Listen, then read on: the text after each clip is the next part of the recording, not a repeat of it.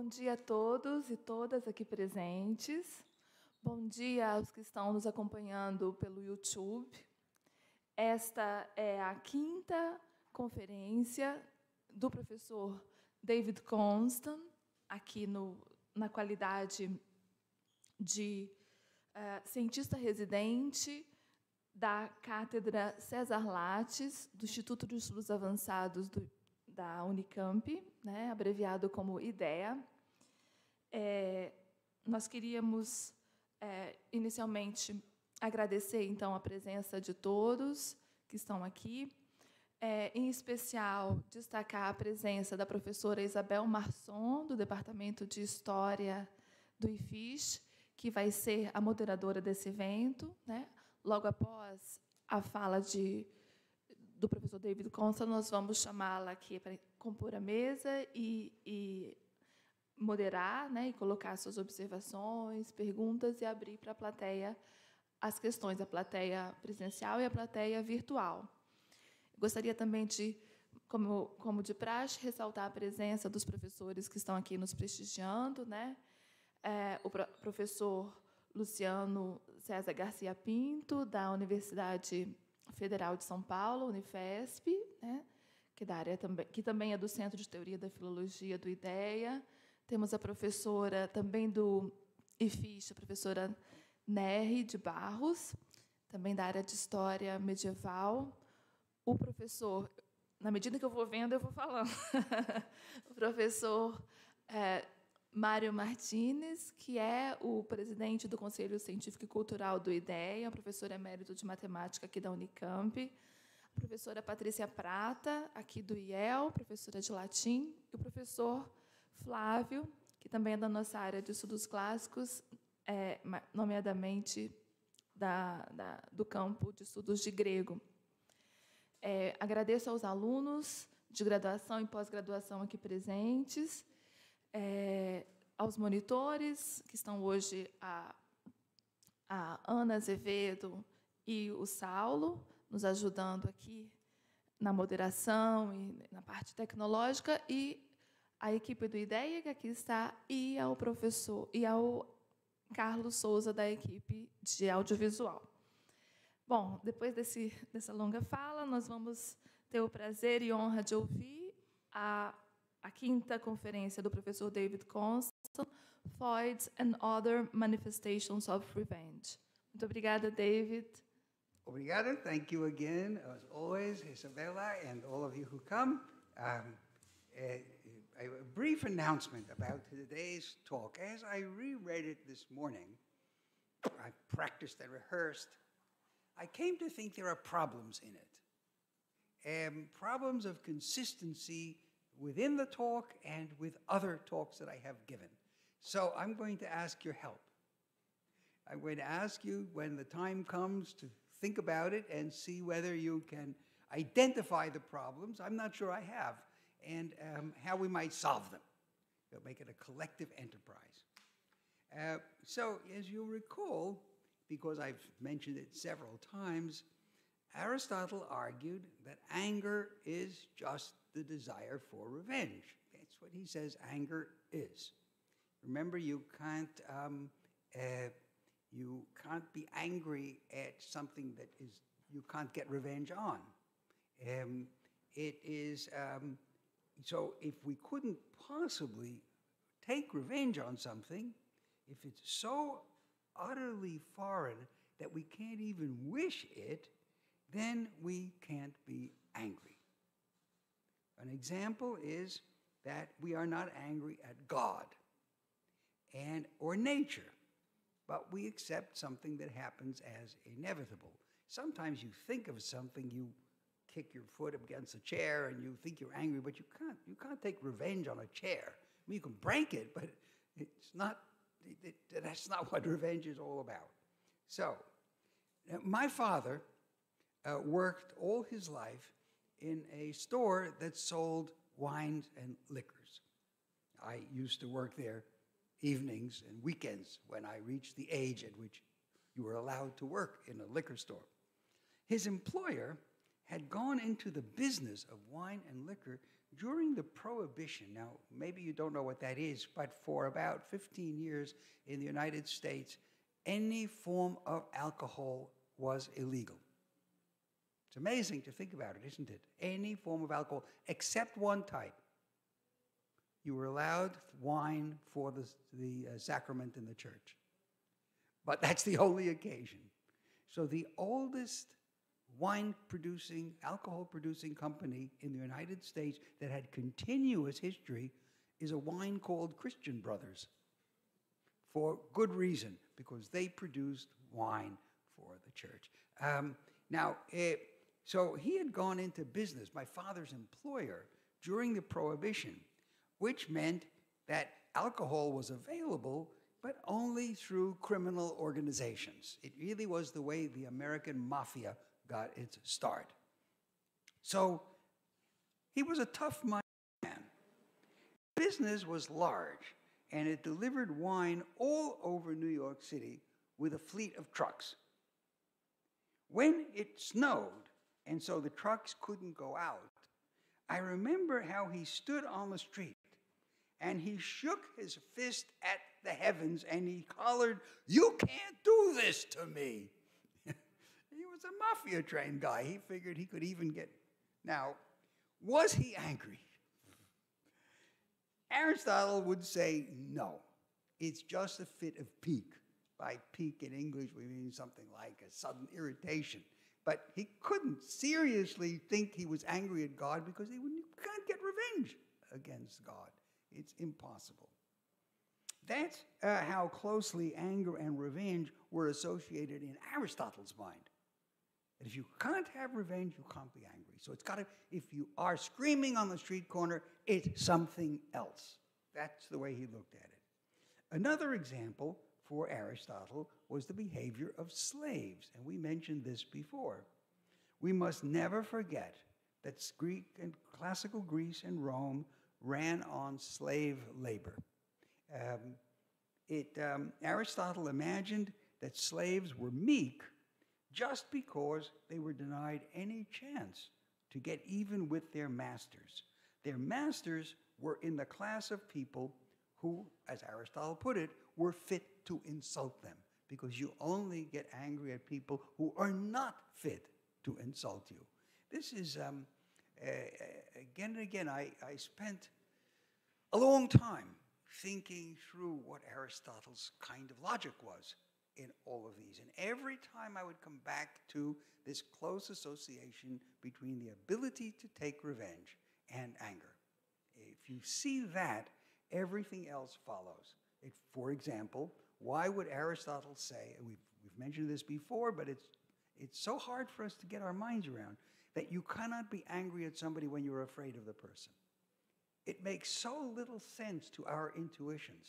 And that was the source of my investigation. How could he say this? And whereas everybody else had said Aristotle is wrong, I said, what does he mean by anger so that this would follow? That was the change in orientation. Instead of considering, I'm just going to ask the people in the back, they're having a conversation and it's actually audible here. Someone maybe, we can hear your conversation up front. Back in those, okay. Now, the question I wanted to raise in this thing is, what if you can take revenge, but no matter what you do to the other person, it's never enough? So this is a different kind of situation. It's where revenge is impossible, not because you are lacking power, but because somehow it's never satisfying.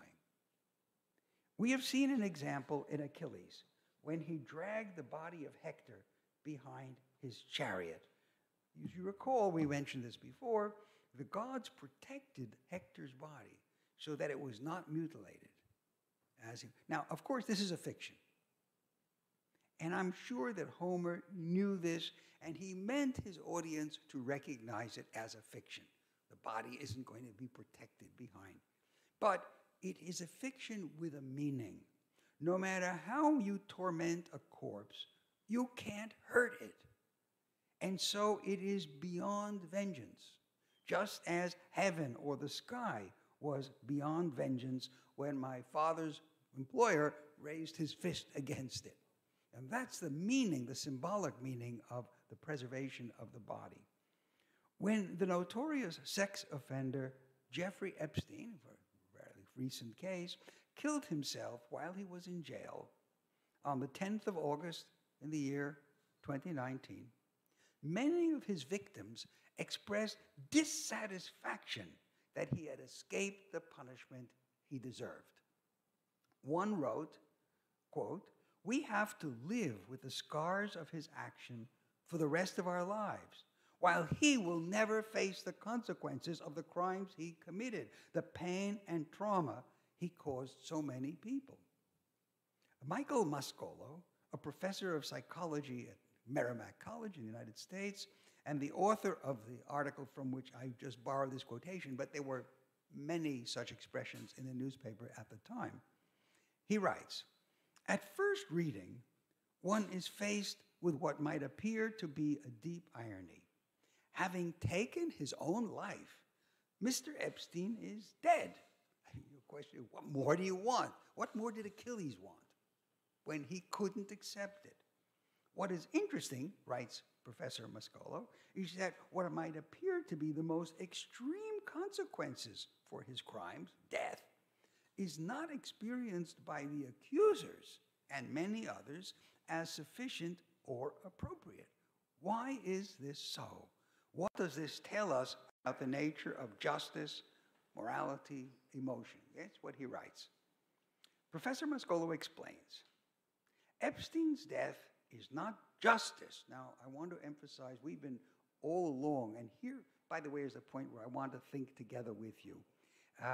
I'm going to be looking, as you can expect, because I've associated justice with retribution and anger with revenge.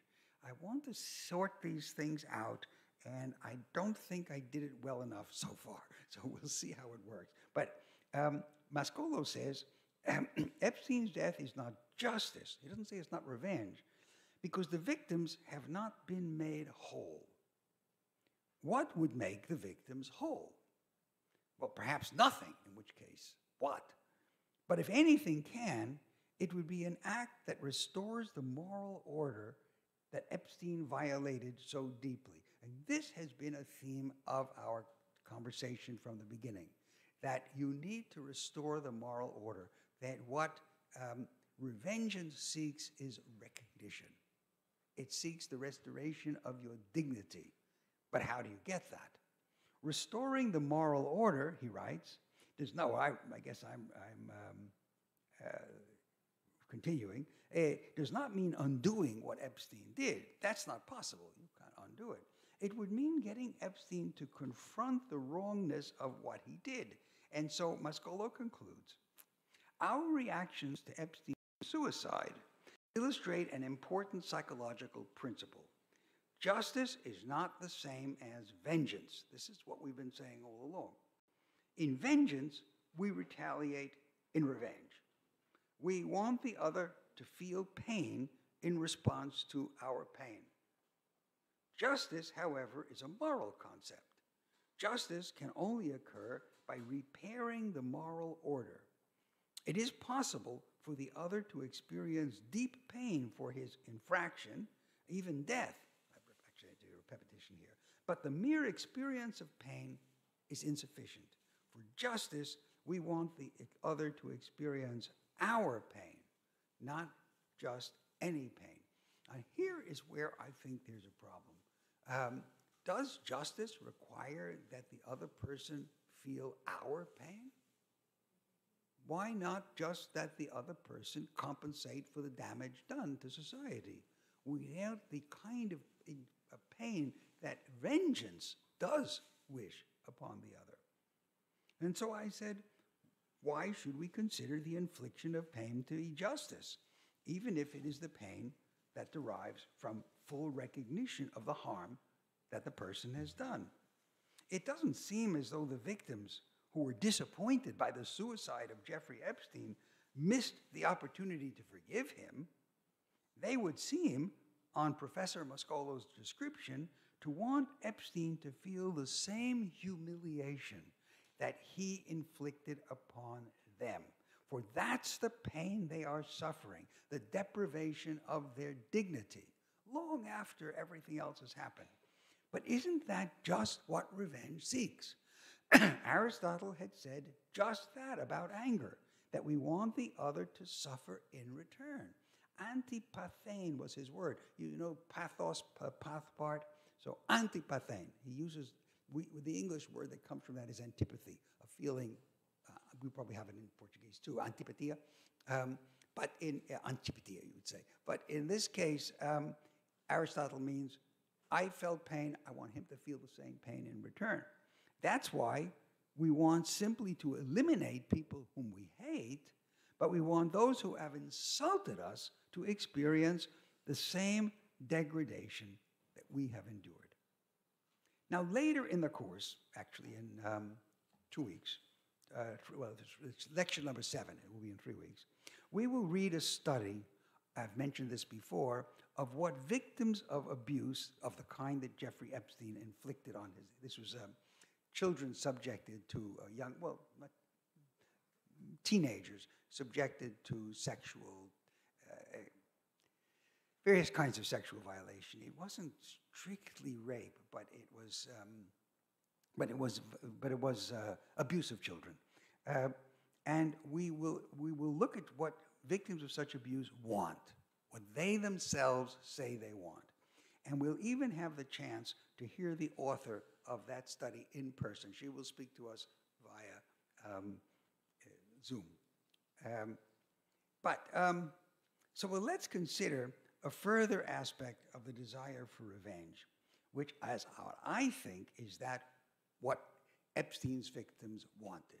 They wanted them to feel the pain in return. The problem was he was now dead, so he couldn't feel that. Would the chance to confront him, maybe scream at him, insult him, demand an apology, see him cringe, would this have been enough to bring satisfaction? Or what these days is called closure. And I have to admit, I hate that word. First of all, it's become boring. Everybody wants closure, as though pain and grief could be closed just like that because some specific act. They went to the trial, the guy was condemned, at last we have closure. Went home and we said, oh, well, you know, he killed 6 of my relatives, but I don't care anymore because I got closure. No, that's not the way it works. We all know it isn't. And so I find I would eliminate the word from our vocabulary. But can we truly ever achieve what vengeance seems to want, the erasure of the harm or the belittlement? If honor alone is at stake, well, then maybe yes, even though the case is not entirely clear-cut, since you can always remember and brood over the insult, as we saw Achilles do. So, yes, I can regain my honor, but I was still insulted, and it could still hurt. You remember that the scholiast, this was the marginal comment in the manuscripts, had said about Achilles that grief, the stronger emotion, which he felt at the death of his dear friend Patroclus, drove out his anger. You need one emotion. Seneca puts it very well in the same essay on anger. He says, when somebody is in the grip of an emotion, only another emotion can drive it out. But Seneca had also claimed that you should never feel anger, and that seeing justice done was enough to right any wrongs. He would not, I think, have endorsed the desire to confront the offender personally, to have him or her suffer simply in order to satisfy our sense of loss or harm. Not only is anger, according to Seneca, unnecessary and unproductive, it has the additional deficiency of being insatiable once it is triggered and allowed to grow. And now here is where I am a bit troubled by my own argument, because I have been suggesting that it's the desire for justice that can go to extremes. and that the desire for revenge has a natural limit if revenge is restoring your honor, and you do so. Once the other person is dead, that eliminates the possibility of making that person recognize you and recognize what the person did by feeling the same thing in return. And so, yes, in that case, revenge is the right word, and you're deprived of revenge by the death of the other person. That's why Aristotle says, when you're angry, you want the other person to live. That's why Medea lets Jason live and kills the children. That's why in the tragedy we looked at last time, Hecuba kills the sons of Polymestor, but leaves him alive to suffer the Thracian king. This is deep-seated sensibility in Greek, and I think to some extent in ourselves. But in his treatise on anger that we've looked at before, Seneca offered numerous examples of the destructiveness of unchecked rage. Some of them are so gruesome that once you read them, they stay in your head forever, so I won't repeat them. But Seneca didn't only write philosophical treatises.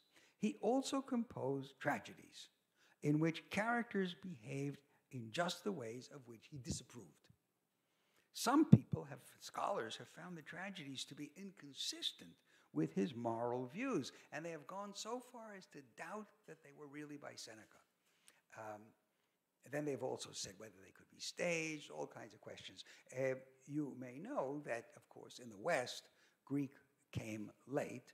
Latin was the natural language, and the major influence on early Renaissance tragedy came from Seneca, not from Euripides and Aeschylus and Sophocles. Seneca had a huge influence, and if you want to see the background to Shakespeare, mostly it's Seneca rather than Greek tragedy. But I think, along with the majority of scholars these days, that these plays are by the philosopher, and they illustrate just why anger and the desire for revenge are so problematic. So while I've been saying retribution is problematic, now I want to look at the side of anger that is problematic. So we're going to look at one of Seneca's most famous and disturbing tragedies called Thyestes. And I'll give you some idea about the plot, and then we'll see what's going on. The backstory is this. Atreus, these names are unfamiliar to many of you, so I'm just going to take a bit of time to make them familiar. He was the father of Agamemnon and Menelaus. So Agamemnon, you remember from the Iliad. He's the guy that, Menelaus is the husband of Helen, and the cause of the whole war, the whole Trojan War. Okay, but Atreus was their father, and Atreus' brother was Thyestes. So Thyestes is the uncle of Agamemnon and Menelaus. Okay, I should have put a chart up there, would have made it a little bit easier. Now, Atreus discovered a golden lamb among his flocks. It would just happen to happen. They walk around. And he agreed with his brother Thyestes that whoever possessed the fleece, that is to say the skin of the animal, would be the ruler of Mycenae. That was their home place, sometimes called Argos, because Mycenae was the ancient site of it. Some of you will know it was very famous in antiquity, and then Argos became a city nearby that absorbed Mycenae. So the two terms are used interchangeably. Okay, but what Atreus didn't know was that his own wife was having an affair with Thyestes, and she gave him the fleece. Atreus reclaimed the throne, because once he got the fleece, he got the throne, and vowed to take vengeance on his brother Thyestes. Just how, we'll see in a moment. Now, there is a previous history of crime even before the plot opens, and it's necessary just a bit more. Thyestes' grandfather, so also Atreus' grandfather, and therefore the great-grandfather of Agamemnon, was named Tantalus. And he was invited to a feast of the gods. And he said, if the gods are so smart, let me see if they can realize that I have cut up my own son, Pelops, and given him to the gods as part of the meal. And one of the gods eats it, and then they punish him. What they punish him to is that he will be in a spot in the middle of a river forever, And every time he leans over to drink, the water recedes. And what's more, there's going to be a tree with huge fruits on it, and every time he reaches out, the tree springs. That's where we get the word tantalizing. What tantalizes you is what's constantly there and escaping your attention. Seneca's play begins, like Euripides' Hecuba last time, and like Shakespeare's Hamlet, with the appearance of a ghost, namely Tantalus himself. He appears on the stage, but he is accompanied by a fury from hell. Remember, Tantalus is down in hell suffering, and a fury brings him up to the real world, and he gets there at the very beginning of the play, the two of them, and they have a little conversation. And the fury says to Tantalus, "Go on, you hated shade," a shade is like a ghost, "and spur the wicked house gods with your rage." Get everything, this Tantalus is going to inspire the anger that's going to go on. "Let all compete in every crime. Let each side unsheathe the sword in turn. No limit to this anger, no shame. Let more crime come, and many crimes in one. While vengeance takes its toll, let evil grow. Let anger find no act taboo. Let brother fear his brother, father fear his son, son his father. Oh, let the children die a dreadful end, but let their birth be worse." This is Seneca, pure Seneca, always the aphorism. Let them die a dreadful death, but let their birth be worse. What could that even mean? But it's good Seneca. It's translated by Shadi Barch in a volume in poetic translations, two-volume poetic translations of all of the tragedies. I had a role in it because I translated two of them myself in that same volume. And it goes on. Now, Atreus himself only appears in the second act, and he reveals the effects of the Fury's injunctions. In other words, the Fury has said to Tantalus, "Get this house crazy." And by the time you see Atreus, you're ready for what he's going to do. And so he goads himself. He tries to inspire greater rage in himself. And here's what he says to himself: "You coward, slug, you have no spine." He's talking to himself. "But worst of all, I think this is the greatest fault in tyranny. You are unavenged. So many crimes committed, betrayal by your brother," namely his brother Thyestes, "all justice torn apart, and you play at being angry, Atreus." That's his own name, talking to himself. "Utter stagey plaints," that's very nice, just like kind of things they say on stage. "The whole world should long since roar with the clash of arms. If any should hide my sibling's hated head and shield the man from harm, let him die a dismal death. This very palace, famous Pelops' home," he was the one who fed to the gods then restored him, "can crash upon my head. I only ask that it crash upon my brother too." You remember when I gave you the illustration of envy? The peasant who's given the right to have anything he possibly wants.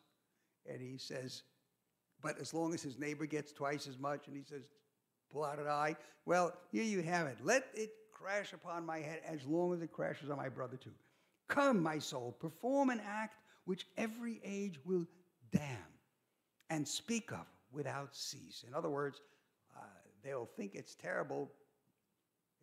My wife Porter says that there's a Spanish expression which goes, they can say good or bad things about me as long as they're talking about me. I have to dare a crime that's heinous, bloody, just the kind my brother would do if he thought of it first. Vengeance can't be dealt unless the stakes are raised. In other words, whatever I do, it's got to be worse than what he did to me. This is what anger wants. Now, Seneca introduces a servant in the play. It's a servant of...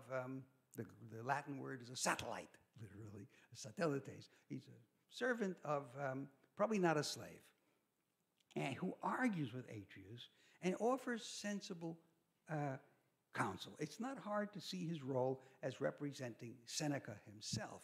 We must remember Seneca was the tutor of the Emperor Nero, and he dedicated his work on clemency to Nero.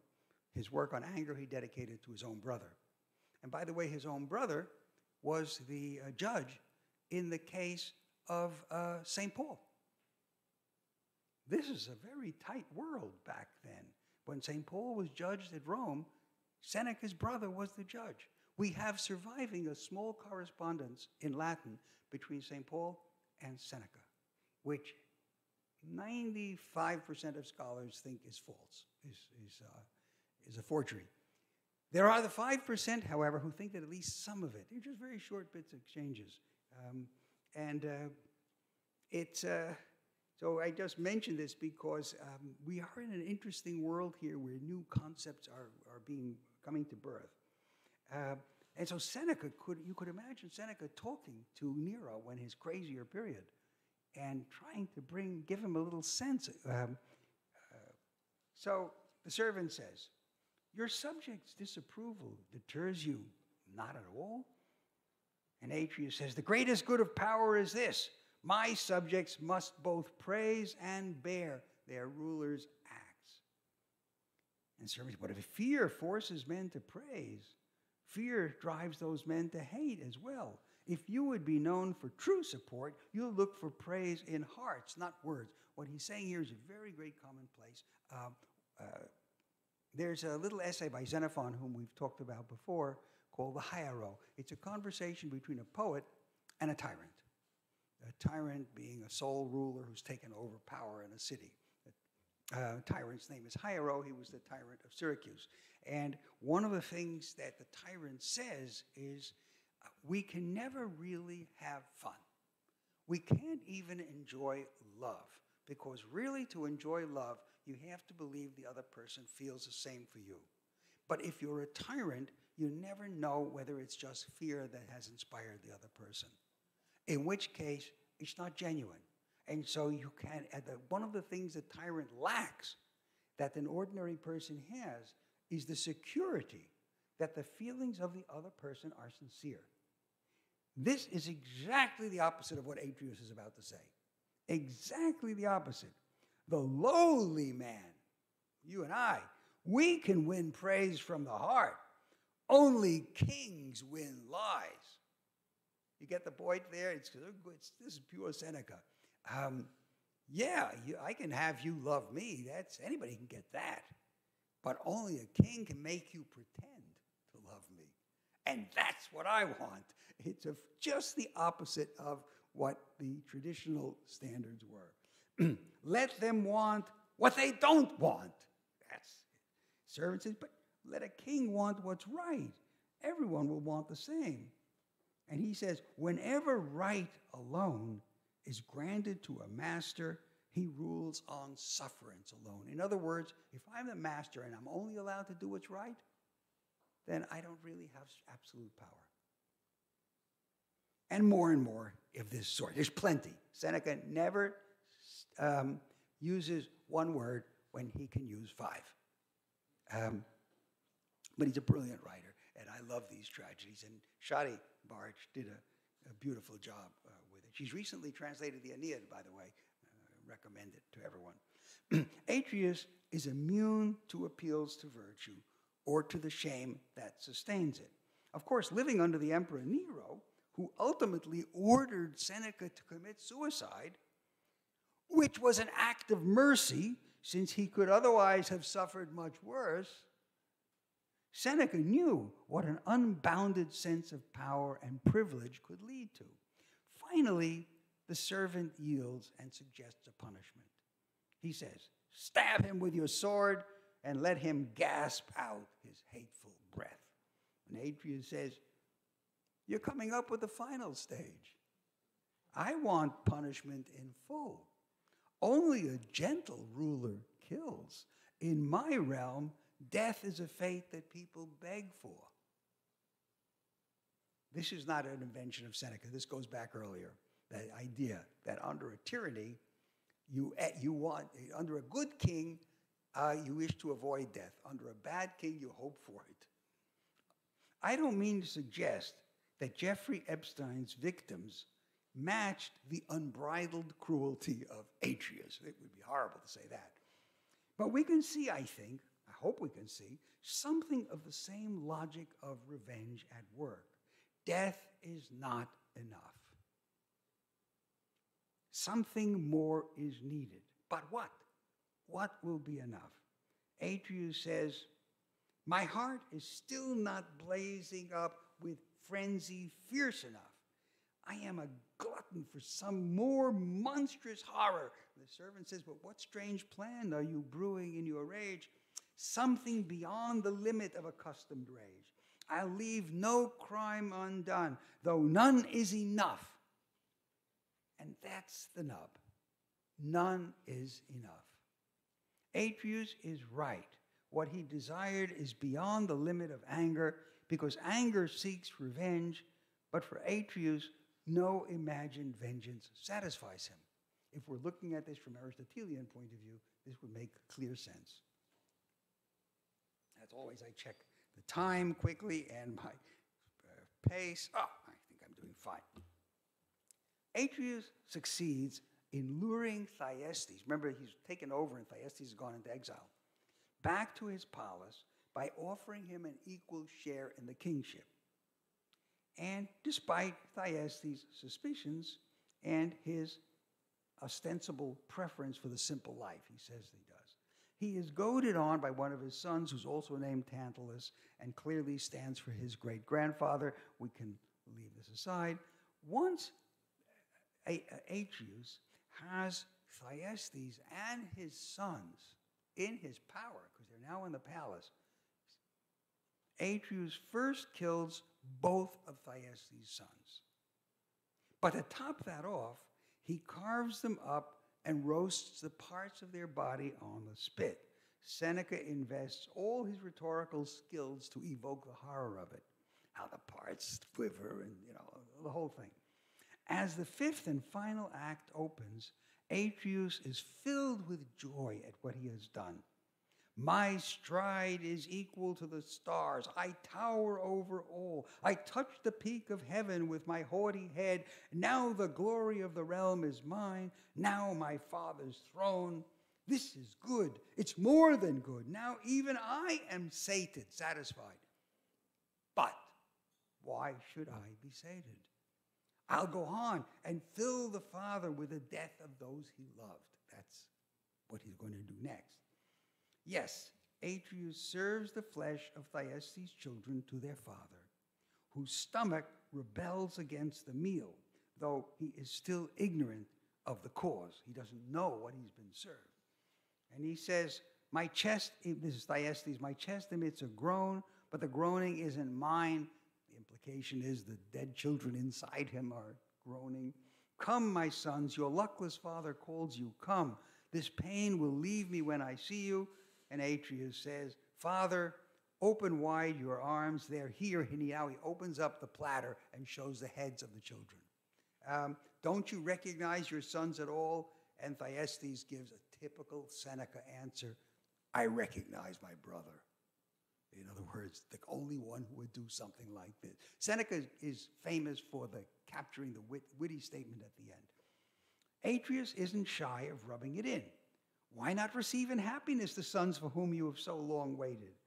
Your brother, meaning himself, isn't stopping you. Delight in them and kiss them. Share embraces with the three. Yet all this is not enough. When Thyestes cries out, is there a limit to this crime? Atreus replies, there ought to be a limit when you do the crime, not when you avenge it. But what could that mean? There shouldn't be. Even this is little by my lights. Straight from the wound itself to the children, I should have poured the still warm blood into your throat. You'd have drunk your living children's gore. But my anger was defrauded by my haste. Defrauded means it was deceived and eliminated. My rage has borne no fruit. Look how he thinks. He ripped apart his children with impious teeth, but he didn't know it, and they didn't know it when he was doing it because he had concealed it and made the surprise. So he's not happy in the end no matter what he does. I am certain that Jeffrey Epstein's victims would have recoiled in horror and disgust at the thought of serving up to him the cooked flesh of any of his relatives. Whether they would have felt the same about Epstein's collaborators is perhaps not sure. That's what I mean by mood. I don't really know. You know, when you get angry enough, okay, I don't want Epstein's innocent sons to be given to him as a meal, but a couple of his friends, maybe, you know, properly roasted, of course, we don't, nothing vegan. They express their unfulfilled desire for reprisal differently in the conventional language of the modern forgiveness scenario that we've looked at last time and time before. They want confession, apology, signs of sincere remorse, and conceivably even a change of heart, though none of this would necessarily have appeased their anger. For anger, I think, was and should have been, and it's not an abstract desire for justice, as Professor Mascolo assumes. If the victim's anger was equally insatiable, then was it anger, which is supposed to seek a realizable vengeance, rather than, what Atreus calls it, something beyond the limits of accustomed rage? Or is all anger like this, and for this very reason to be repressed or eliminated to the extent possible, as the Stoics maintain? And here again is where I am myself wondering. I've been claiming that anger looks for compensation, for recognition. Well, suppose you get it, and it's not enough. In that case, anger goes to this extreme limits, and I think there's something we need to think through about the nature of anger. Maybe there are two kinds. There's a coda to the story of Atreus and Thyestes. Thyestes had a third son who did not accompany him to Atreus' palace. He was too young. And his name was Aegisthus, who would later become the lover of Clytemnestra, and together with her, murder Agamemnon, Atreus' son, when he returned from Troy. These stories are all interconnected. Agamemnon's son, Orestes, will in turn slay his own mother and Aegisthus, we know that, until the cycle of vengeance exhausted itself, or almost. But before looking at the nature of feuds, we may consider the observations of Charles Griswold, the author of a splendid book on forgiveness. It's called Forgiveness, a Philosophical Study or Investigation. Very fine book. This time in connection with what Griswold calls vengeful anger. This is an article that he wrote. There's another book that Griswold and I co-edited on revenge in different cultures, looking at the Bible and different situations, which are all to recommend. But in any case, here's what Griswold writes. Reading the news reports of Bernard Madoff's theory. Now, maybe you don't know who this was. This was a guy who was, what do we call it, a pyramid scheme, where you get people to keep investing in fictional products that will eventually, they only keep in value as long as people are keeping giving money. And when you get to the very, very top and there's nobody left giving money, all of a sudden the whole thing collapses and everybody loses everything they had. And Bernard Madoff was one of those. He finally killed himself in jail. His son suffered. I think one of his sons killed himself as well, if I remember correctly. In any case, reading the news reports of Bernard Madoff's thievery, for example, one is struck by the character and intensity of the anger among those he wronged. Elie Wiesel, now you may know his name because he is an authority on the Holocaust, and whose life savings, along with the resources of his philanthropic foundation, were devastated by Madoff's fraud, is quoted as stating that the punishment he wishes for Madoff is that he spend at least 5 years in a solitary cell. Most people can't survive that amount. That is furnished with a screen on which pictures of his victims are shown one after another, day and night, while a voice forces his attention to the injury he did to each individual. Well, it's beginning to sound a little bit like Atreus. He is also reported as saying that he cannot forgive Madoff. The judicial sentence imposed on Madoff, 150 years of incarceration, might itself express a form of retributive anger. Now, these responses, while falling far short of Atreus's, still seem exaggerated somehow. As Griswold writes, unlike ordinary perceptions, V-anger, this is his abbreviation for vengeful anger, there are other kinds according to, tends not only to linger beyond, often far beyond the wrong to which it responds, but also to augment its intensity. The longer I am feeling this revenge, the more intensely I feel it. And so it's whatever the victims of Epstein or of Madoff felt to begin with, the longer he was not vulnerable to this anger, the worse they felt. Such anger is not the same as the motive for simple retribution.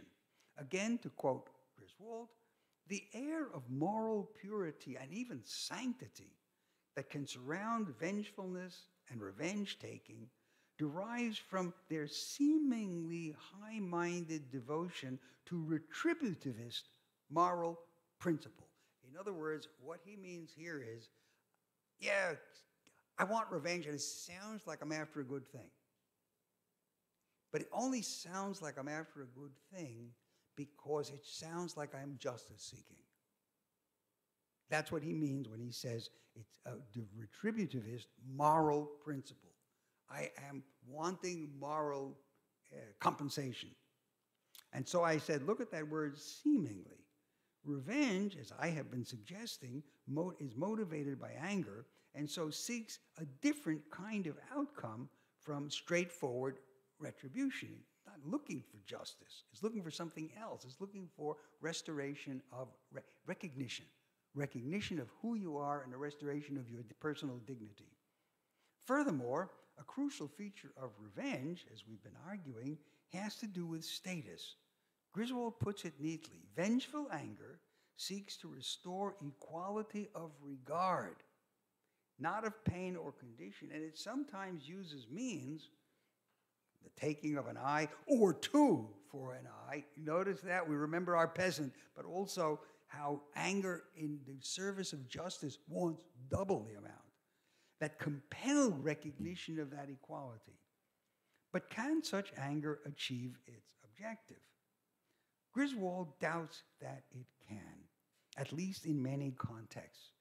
As he says, I do not see how a defense of vengeful anger can be successful if it hinges on defending low self-esteem. So he says here, if I have been dishonored and I want anger, that's the only thing I want, he says, I don't see how I can get it, because how can I ever recover my esteem? That's his insight. And this brings us to a further problem. If one does experience vengeful anger, such as Jeffrey Epstein's and Bernard Madoff's victims did, as I believe, and as Atreus did in Seneca's play, is it possible to effect a reconciliation? And if so, how? Because that's another theme. Many of you will recall Aeschylus's Oresteia, that famous trilogy, and the way in which, in the final play of the trilogy, called the Eumenides, Orestes is purified of the stain of murder by Apollo, and then acquitted of the crime of homicide, or more particularly matricide. Remember, he murdered his mother, whose Aegisthus's, is Agamemnon's wife, his own mother, Agamemnon being the son of Atreus, by court trial in Athens. This is all okay, but we may note, as few scholars, very few scholars have noticed, as far as I know, that it's a good thing that Aegisthus and Clytemnestra did not have any children of their own. Very few people have pointed that out. In fact, I don't know of anyone who's actually noticed, because I'm not at all certain that they would have been content with the verdict. It's one thing, if they'd had kids, well, but the myth didn't give them any. The only party in a position to take direct offense is Clytemnestra, but she's a ghost. And the Furies who seek revenge on her behalf and at her instigation are finally put in their place by Athena with a combination of bribes and threats. Let's recall that even Atreus had good reason to hate his brother, who had seduced his wife, put in doubt the paternity of his children and deprived him of his kingdom. He had succeeded in driving Thyestes out of the country. Ought he also to have forgiven or simply forgotten the offenses? Since, as Aristotle observed, the pleasure we experience when angry derives from imagining our vengeance, and I'll just remind you here, Aristotle said, anger is not just painful. It's got a pleasant side. And the pleasant side is you contemplate what you're going to do. He quotes Homer, where Achilles, finally reconciled with Agamemnon, says, anger drips like honey in the breast. It feels good as long as we are imagining our revenge. But if that's true, then achieving revenge cancels the pleasure. You've already had it, which may constitute one reason why we persist in resentment and continue to visualize new forms, even when by all rights we should be satisfied with the punishment already inflicted. This is a suggestion. It's come off the top of my head in a way. Is it possible that the reason we always want more revenge, we're never satisfied, is that anger was sweet? And what was sweet about it is I could contemplate the revenge. Now I've taken it. I've lost the pleasure part of it. And so I imagine more, and I want to get more. It's a possibility. We ought not to neglect this aspect of extreme revenge, at least as a fantasy. And after all, tragedy is a kind of fantasy for the audience, if not for the characters on stage. Trudy Gauvier, in her book Forgiveness and Revenge, recalls the well-known essay, The Sunflower, by Simon Wiesenthal, who had been a prisoner in a Nazi concentration camp. One day, Wiesenthal reports, a young SS man, that's the military police of the Nazi regime, who was dying, was haunted by memories of the atrocities he had committed in the camps and wished to ask forgiveness from a Jew. It's one of the problems that is any Jew, not this one in particular. Probably most of them that he had tortured were no longer alive. I have mentioned that very beautiful movie, which I didn't show, might someday, of the Serbian torturer who tried to get forgiveness from people whom he had tortured or their relatives. Wiesenthal listened to the man, but he could not grant him forgiveness. Wiesenthal's book, in which he describes this, was later republished together with a set of 53 responses by such well-known figures as Bishop Tutu, whom we have read, the Dalai Lama, and more. These responses took very different positions on Wiesenthal's reaction, with some supporting his refusal to forgive and others critical of him. I was particularly struck by the comment of another Holocaust survivor, and you know we read Jean Améry earlier, the Holocaust survivor, another one, who, his name was Sidney Schachnow, who writes, Simon Wiesenthal was right in not granting forgiveness. This savage did not deserve it. He stepped over the boundary where forgiveness is possible. I personally think he should go to hell and rot there. The fantasy does what revenge, in the form of withholding absolution, could not achieve. In other words, the revenge that the Simon Wiesenthal could get, the only revenge he could get was not to forgive. And that's withholding forgiveness. I'm reminded of a joke about the masochist who is in the presence of a sadist. And he says to the sadist, torture me. And the sadist answers, no. You can see the structure of this. He holds forgiveness.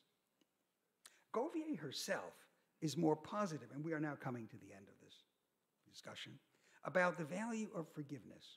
She records a striking example in which a woman who suffered something like what Epstein's victims endured. Mariah Burton Nelson describes her eventual forgiveness of a man who had been her swimming coach and had seduced and molested her at the age of 14. Those experiences had affected much of her adult life. When this man approached her, some 26 years after the events, asking for forgiveness, she initially refused. But later, after many sessions with a therapist, she arrived at a state where she could feel some degree of empathy and compassion for the man as the person he was when he seduced her in this way. She has to feel compassion for him the way he was, because now, in the whole scenario of forgiveness, he's a new person. Are we to see in Maria Burton Nelson a model of the kind of personal evolution with a big assist from therapy to which Epstein's victims ought to aspire? Is that what they should be wanting to achieve?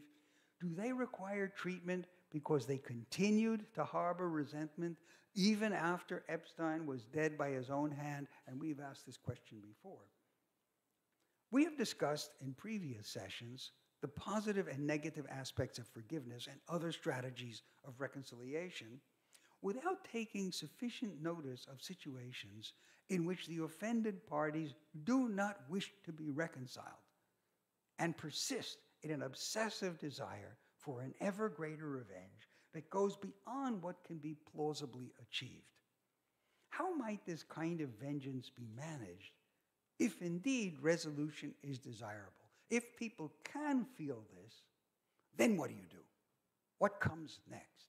And that's the finale of today's conversation. One way, perhaps, is to consider whether the desire for vengeance in any form, and more particularly in the extreme forms that we've been considering, is itself culturally determined and not simply an innate emotional state common to humanity. What I mean by that is, this is a very tricky problem. What do you do when people want revenge and even the death of the other person isn't enough? And so I ask, is it possible that our culture encourages us to think that way? If that were true, we would have some kind of a way of getting around it. Was there something in the Rome of Seneca's time or in certain cultures today, such as that of the United States, that legitimizes and even encourages the desire for vengeance, to the point that people feel frustrated, unsatisfied, and resentful if they fail to exact ever more intense forms of punishment? Is this what's happening to us? Rachel Stein devotes a chapter of her book, Vengeful Citizens, Violent States, she means nations, a theory of war and revenge. It just came out in 2019, so just 4 years ago, to the topic, and this is the chapter, Dangerous Democracies, Cross-National Variations in Revenge and Conflict Initiation. So, you should look at democracies, and some are worse than others because they have vengefulness built in. It's an interesting essay, and I want to talk about it briefly. Stein argues that due to divergent cultural legacies, there are persistent differences in the prevalence of revenge as a core value across national populations. And she argues that these differences can help to explain why some democracies are more belligerent than others. Her methodology is fairly straightforward, and we may quote her summary. I quote her. I use the legal status of capital punishment. So let me remind you what this is. She means where capital punishment is legal as a proxy, as a symbol, you might say, for cross-national variation in vengefulness under the assumption that retentionist democracies, what she means by this is democracies that have capital punishment for ordinary crimes, are more likely than abolitionist democracies, those that eliminate capital punishment, to have populations that broadly endorse revenge. So she's a social scientist. Social scientists, as we know, are interested in the facts. They have tables, questionnaires, lists of things. This is how social scientists work. I checked my time. Oh, good.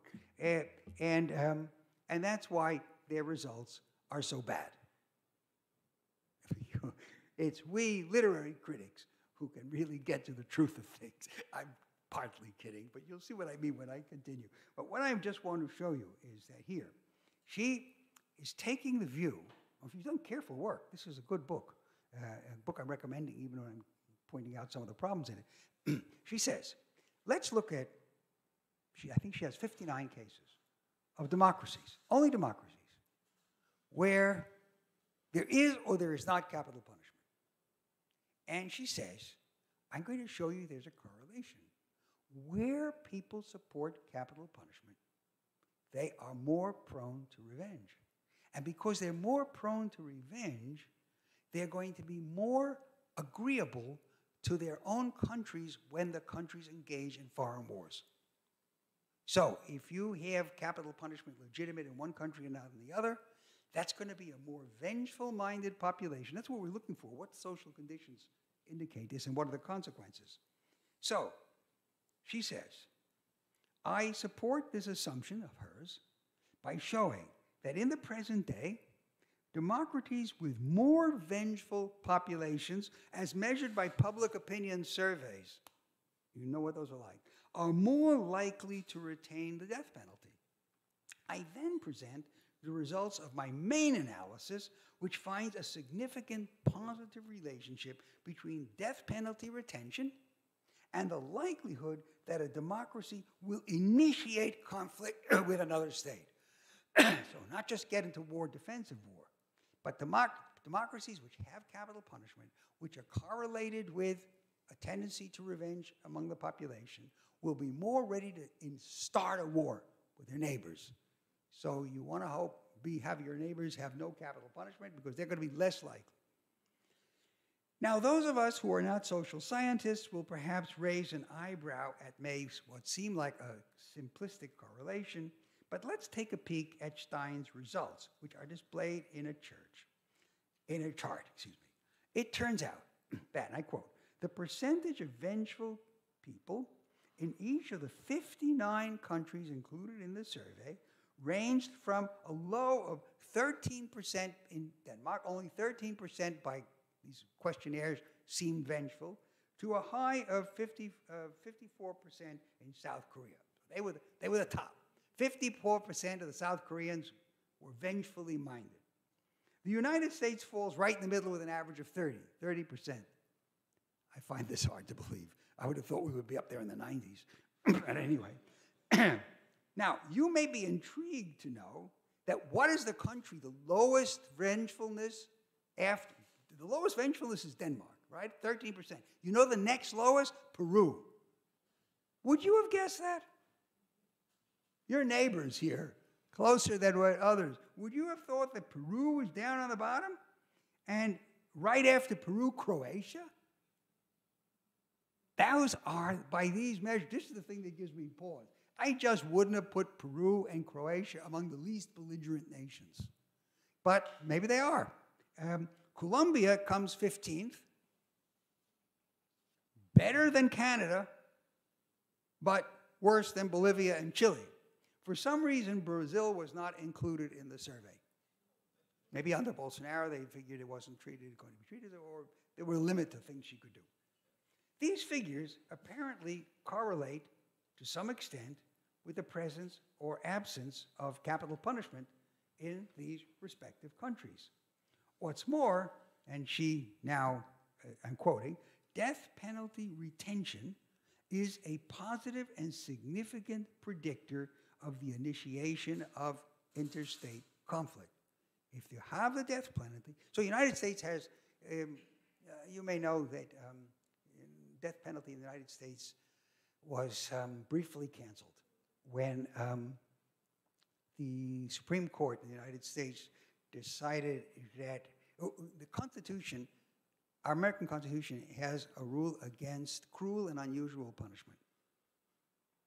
Now, is the death penalty cruel and unusual? It's cruel. Is it unusual? Well, of course, that's odd. What the founders were thinking of was different kinds of torture. You know, draw and quarter. You get horses to pull somebody apart. The Romans loved those kind of stuff. So this cruel and unusual punishment, and it was decided that in every single state, the means of executing was cruel and unusual. Poisons and so on. If they had done it by hanging, I think they would have been okay. So all the states had to rewrite their death penalties. Some of them didn't have the death penalty to begin with. Others didn't try to rewrite them and so remained without the death penalty. But a great many, I think about half, reinstated the death penalty by introducing different kinds of poisonous injections and other things that were supposed to be not cruel. Whether unusual, it's hard to tell, but they weren't cruel. That's the state of the United States. Now, I personally am inclined to think that Colombia and Peru may have initiated fewer interstate conflicts than the United States for reasons other than the low vengefulness of their populations and their respective attitudes toward the death penalties, whatever the charts may suggest. If you, like Colombia, have been experienced, and Peru for that matter, have been experienced an intense civil war for generations, the FARC in Colombia and the Sendera, what they call it, the bright luminoso in Peru, maybe you don't have time to attack your neighbor. That's what I mean by the need to look for multiple explanations and not just correlations. But in any case, we might also ask whether belligerence on a national scale is always a bad thing, and how well it correlates with interpersonal tendencies to revenge.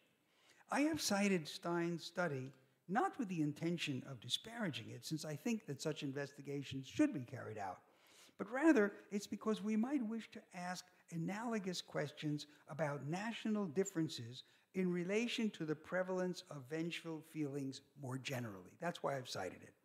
Did Elie Wiesel entertain such extreme fantasies about the punishment of Bernard Madoff because such attitudes are in some degree socially approved in the United States? But there is another way of viewing such visualizations of vengeance with the attendant hope that they might be realized. For one might also argue that they are a sign of mental health, of freedom from the repression of our more aggressive instincts that is characteristic of so-called civilized values. In other words, maybe our desire for extreme vengeance, the real problem is that we repress it. And are there societies which allow it freely and then allow our mental health to flourish? Such a view of vengeance and the criticisms to which it is susceptible will occupy next week's session in our course. Thank you. Thank you very, very much, David, for this, again, wonderful lecture. It's always a pleasure to see how do you use our valuable stuff from the past, from the literature of ancient and modern times, and relate it today to the, not only to history, but also to the way social science sees and reflects on and calculates on revenge and now death penalty. There is something in Brazil we don't have in Brazil, not officially, at least. But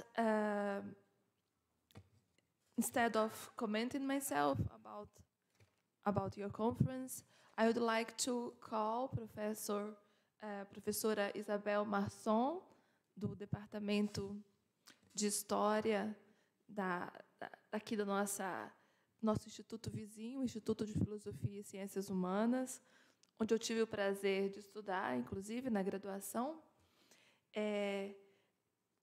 Entre tantos motivos, né, para convidar a professora Isabel Marçon aqui para moderar com a gente a sua conferência, está o fato de que ela foi uma das que o convidou pela primeira vez, né, a vir à Unicamp, e num colóquio que eu tive o prazer de assistir, em que eu conheci o professor.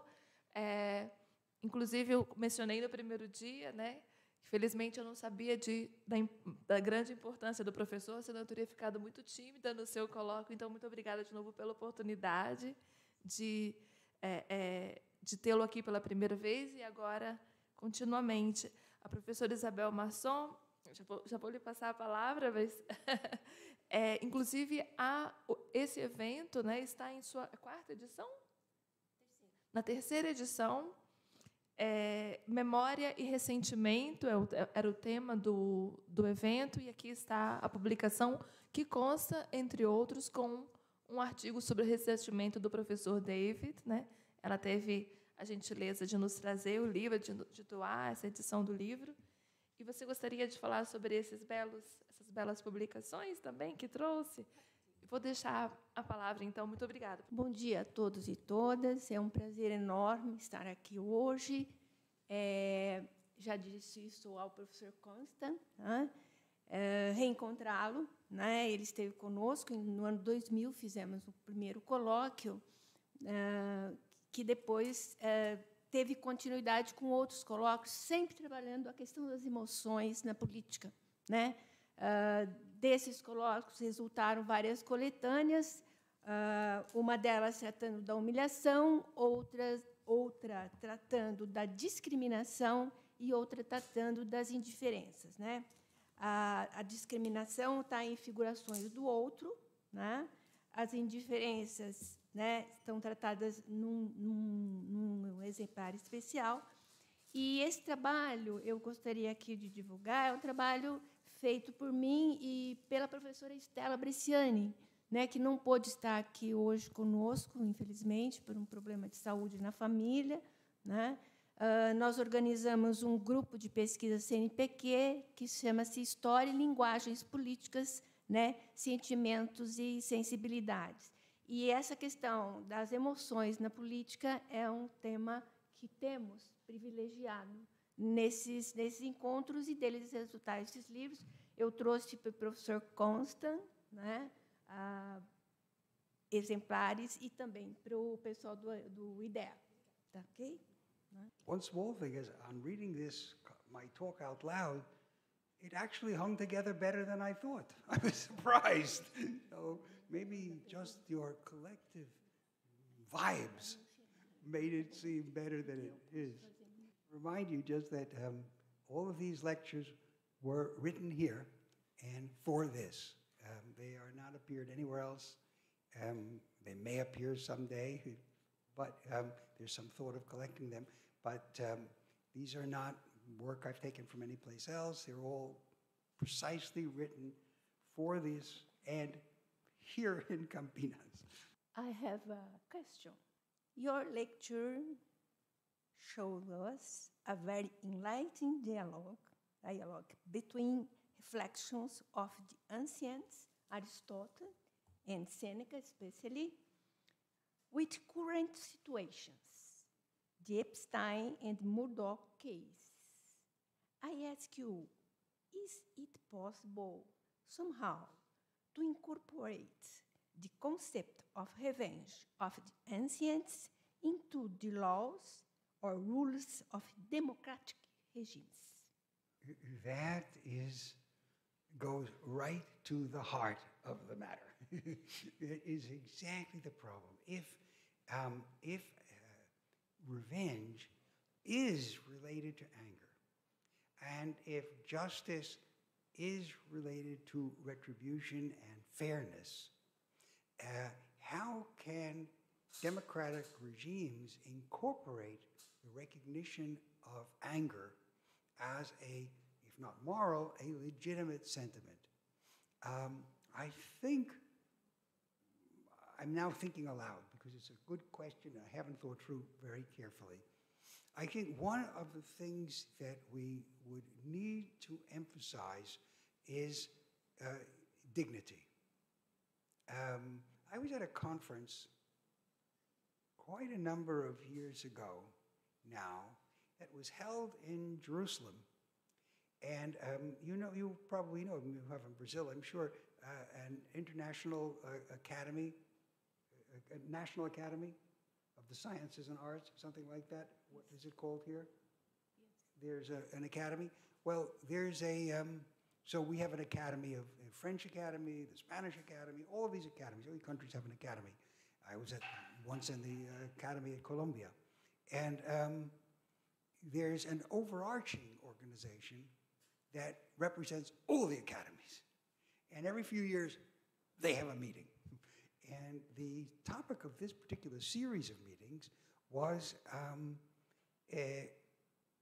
dignity, human dignity. It met in 3 places. In Morocco, I remember, in Casablanca, or maybe Rabat. It met in Jerusalem and in a European country, I think maybe Denmark. I'm not sure about that now. And one of the claims was that focus on human rights, which has been the central idea of the United Nations, doesn't seem to have got us far enough. And what would it mean if we shifted the focus to dignity? I was asked, in my own case, to discuss whether there was such a concept as human dignity in the ancient world, Greece and Rome.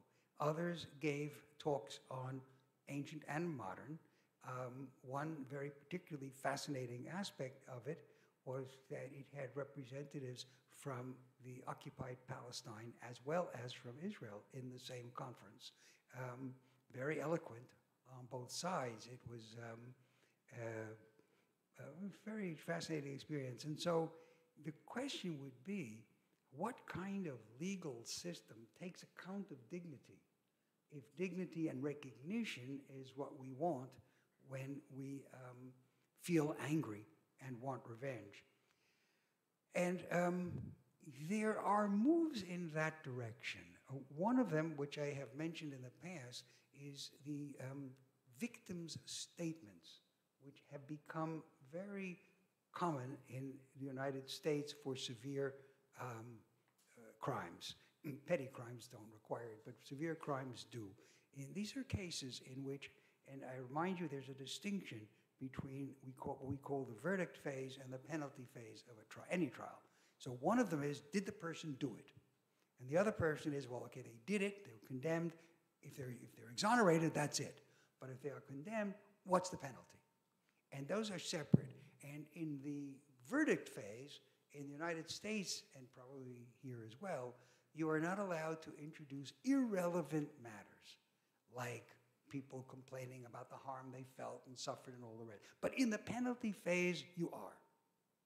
And it's become extremely common. All those scenes you read about, where people come in and tell all the horrors and say, I wish you were to be in jail for 100,000 years, and so on and so forth. Those are all occurring in the penalty phase. And it may be one of the ways that the justice system is accommodating the sentiments that go behind this.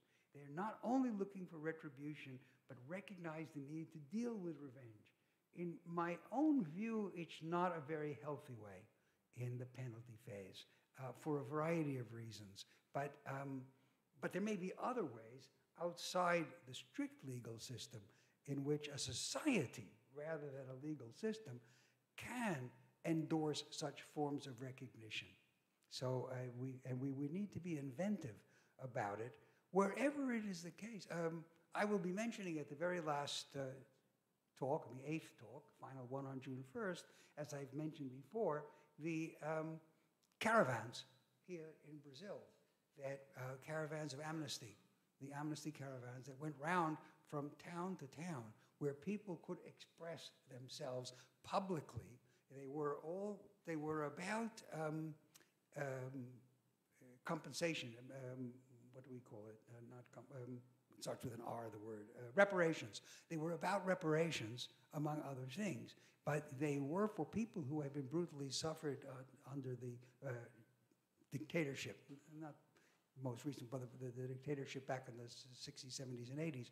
And they were public manifestations where different forms of recognition could be achieved.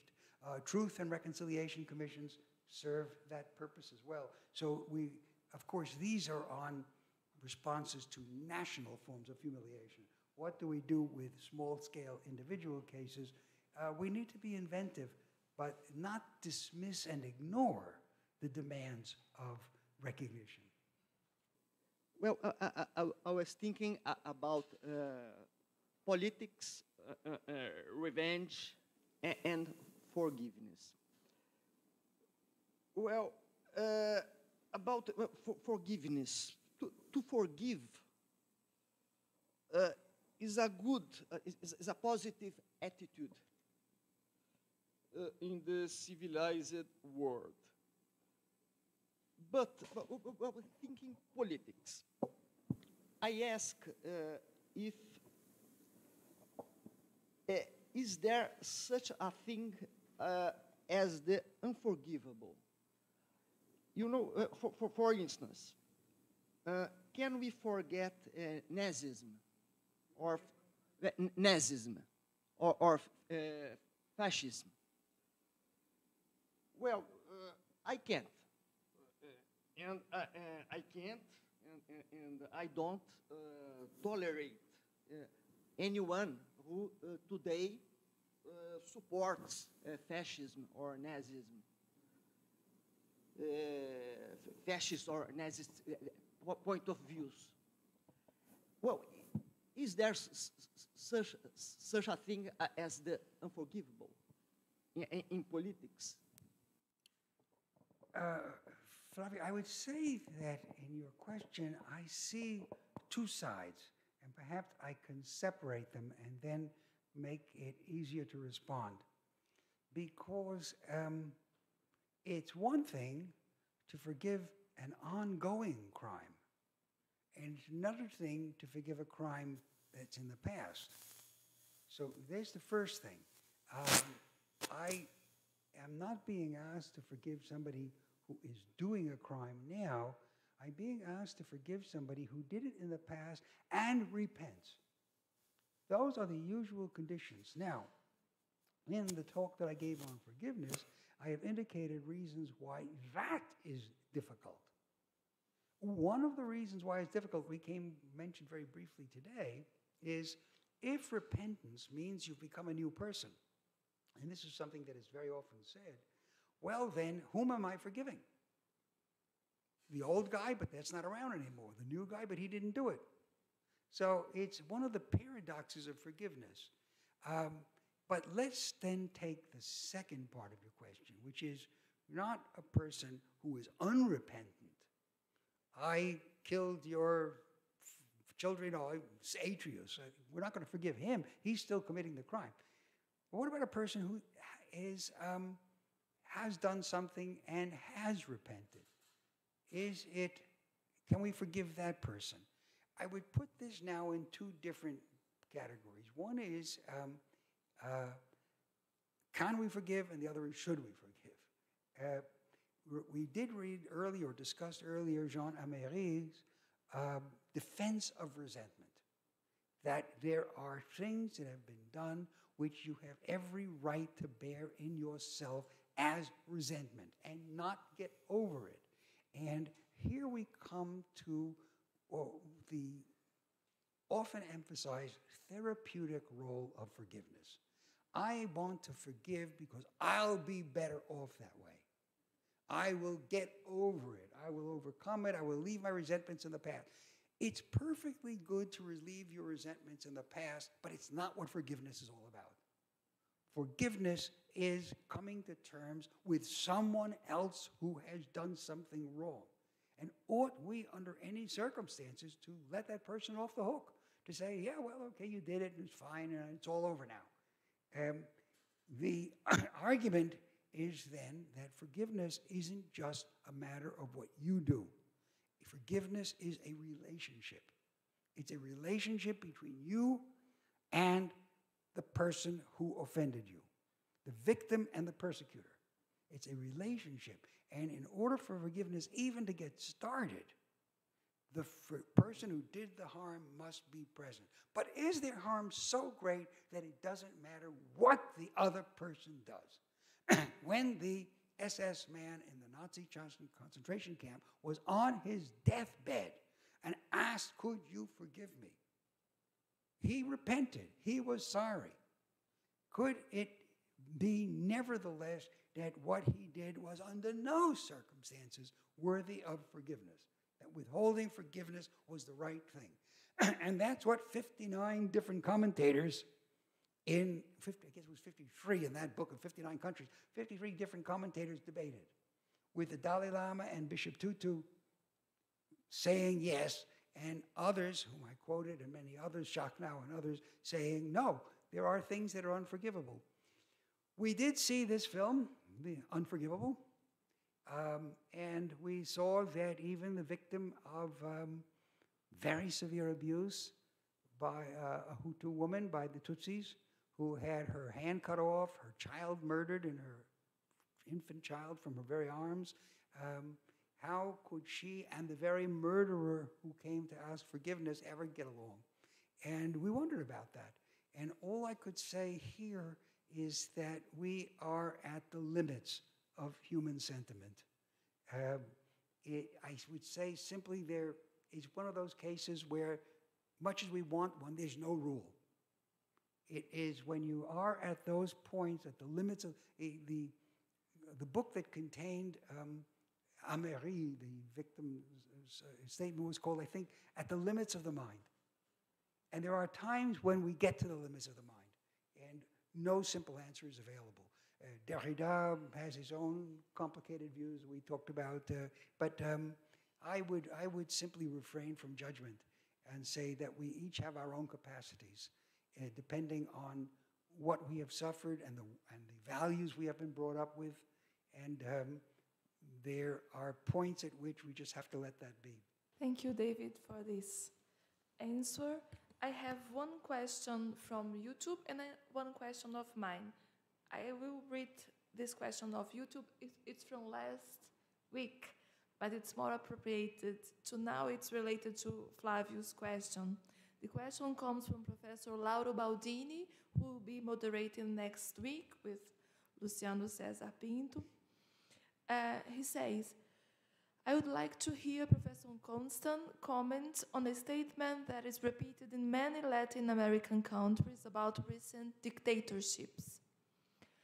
This statement is neither forgive or forget. This statement, especially in Brazil, coexists with an imposed amnesty law, lei da anistia, that is neither forgive nor forget, coexists with you are obliged to forget at least legally because of the amnesty law. This is a very strong contradiction in Brazil. So if you'd like to comment on it. Once again, it is an excellent question. All the questions here are forcing me to think through things again. We have to remember that amnesty means forgetting. The mne in amnesty,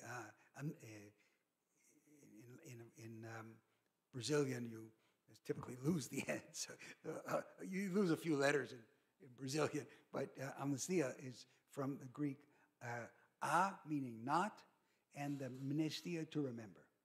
So it means we will not remember. The Greek term was invented in Athens after a huge civil war in which tyranny was overthrown and the democracy was reinstated. But many, many people were implicated in the tyranny. And what do you do? And the restoration of social peace required a rule which had a bunch of subcomponents, which we talked about last time or the time before, 20 different aspects. But the crucial one was you may not speak or literally remember evil of the other party. It meant that you could not bring anyone to trial, with the exception of 41 figures who were excluded from that, 30, 40, 51 figures who were excluded from that list, the worst offenders. Those were tried, but most of those had been killed in the Civil War anyway, so it was a moot question. Now, if you have an amnesty, you cannot have the law that you must remember, because memory then is going to be purely private. Of course, individuals will remember what happened, but you cannot bring it up in a political context or a legal context. It's got to be buried. This is what was aimed at in South Africa, and it's what was aimed at in Argentina and in Chile and in other places where Peru, I think, has one going now, where such commissions have been instated and laws passed equivalently. What do you do when resentment runs very, very deep? Is it a question, if it's a question of restoring the moral dignity of the sufferers, then I guess I would say that ritual behavior is important. Rather than laws, and here I'm thinking aloud, I might call them rituals. What do I mean by that? A law would be something where the punishment was jail time, loss of civic rights, various other things. A ritual is a performance. It's an enactment in a public context. And as we'll see, I think next time or the time after, rituals are important. They are situations in which human interaction takes place and human sentiments can change. They are, above all, social occasions. That is to say, I don't mean by that parties, but occasions that involve the public. And the bigger the performance, the better. Today you have Facebook and videos online and access to television and public things. Public forms of reconciliation which are predicated on the recognition of the dignity of the person, those are possible. And I would say then that they may be an alternative to, or not an alternative, go alongside the political life of amnesty. You have political amnesty, but you have ritual expressions of the restoration of dignity. And this seems to me one way that societies might come to grips with the abiding memory, the things that they cannot forget. Thank you very much. I'm also ashamed because my question is not so vibrant as this, very contemporary. We are living this situation again and again in Latin America and also in Brazil. My question would be, I was, while you were presenting us the tragedy of Thyestes, the Senecan tragedy, in the very beautiful translation of Shadi Barsh. I agree, and I remember of her. She's now in Chicago yet. Well, I was, when I think about Seneca's Thyestes, I remember of that maxim, oderint dum metuant, let they hate as long as they fear, né? Deixa que odeiem enquanto temam, né? That's a paradigm. That is a maxim, a sententia, né? That was used. So this verse from Accius, né? Written in between the 2nd and 1st century before Christian era, was repeated by many others, by Seneca, by Cicero, for instance, in the 1st century, in his political and juridical speeches. It was condemned. That it was, when we quote this expression, it was a way of condemning tyranny. And we have it also in Theophites, also a philosophical condemnation of tyranny. And then we have it in Seneca. So the people who, he was talking about the people. Let the populace hate. I don't mind it so long they fear me. So the people now who are condemning Nazism, who are condemning dictatorship in Latin America, hate the people or the ideas and so on. So, but you were talking about revenge. I was thinking about, and you were talking about anger, not about hate, a kind of anger that insatiable, like honey, as you said, like high glycemic food that causes addiction. Could we associate this kind of anger with hate? Why do you prefer?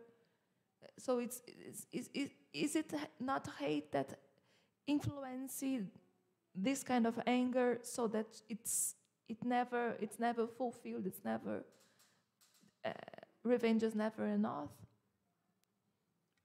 The relationship between hate and anger is a good question in general. Aristotle keeps them separate, distinctly separate. He has a section on hatred, he has a section on anger. And he says, you remember, that when you hate someone, you just want the person eliminated. I have related, Aristotle doesn't put it in these terms, but in general, we might think that hatred, well, actually in Aristotle it's two. Hatred is the opposite of love. And for Greek philosophers, at least, love had reasons. And remember, we talked about this, I think, once before. You love someone because this is a good person. Now, you might love for other reasons. They are useful to us, or many other things. You might like them. But basically, when you like someone very much, you usually is some appreciation of that person's character. And so if I asked you why, you might say, well, look at all these qualities that the person has, all of which is good. Well, what about hate, then? Well, hate would be for vices, for things that are not good, for qualities that are negative. And in that sense, hatred, too, is an emotion that is moral. It's just like love. We hate for reasons. Now, anger picks out one particular reason, and it's always, according to Aristotle, personal. It is some form of deep disrespect that somebody else has enacted on you. As Aristotle says, we only hate anger at individuals. We are not angry at groups. We're not angry because somebody has done something wrong somewhere else. We simply dislike them. So, somebody in another country has a government regime that's repressed on other people. I dislike that regime. I want it to go away. But I don't have any desire for the leaders of that regime to humble themselves in front of me. It's a completely different psychology, the psychology of anger and the psychology of hatred. Now, to go back to your quotation, Oderon dum metuant, this king, Atreus, it's the same king, says in Accius, Accius was a tragedian whose, comedian and tragedian whose works don't survive, but early, not Seneca's time, but back in the 2nd century, I think, BC. So he says, let them hate as long as they fear. He doesn't say let them be angry, because if they're afraid, according to Aristotle, but they can't take revenge, then they can't be angry. So it's just possible, and I confess I've never thought about this before, that the choice of the word hatred there is reasonable. They disapprove of me. They see what I'm doing wrong. They don't like me. I am a bad person. Well, that's compatible with being afraid. And the two motives lead in opposite directions. They want to get rid of me, but they can't. If they could, or thought they could be angry. As it happens, they want to get rid of me, but they're too afraid. And I would prefer that they be afraid than that they like me. And one of the reasons is that people liking you may be an insecure basis for rule, because people often don't like what rulers do, but for bad reasons. So a ruler might have that argument. So here's where I would reply to that. Again, always going back to these distinctions of Aristotle, playing with them a little, I'm manipulating them a bit. I'm like a I love the expression, what do you have it here? Farmacia da manipulação. I'm manipulating like with a drug. I didn't know what it meant. I thought it meant they give you a massage. Isabella explained to me that it's what they make prescriptions. Well, it sounded funny in English. I had no idea what it meant. I was afraid to go inside. Isabella explained it to me. But so I'm working with Aristotle there, treating it, but I think it helps us see some of these issues. Thank you very much, David. Please. Thank you for your response. Very well, very well. I liked it. Thank you. Hoje a gente acaba um pouquinho mais cedo, já são quase meio-dia mesmo, né? E na semana que vem nós continuamos com a nossa 6ª conferência, né? Que vai tratar de saúde mental, vingança, vai trazer esses aspectos mais próximos da psicologia mesmo, da vingança e da raiva. Muito obrigada a todos e até semana que vem. Muito obrigado.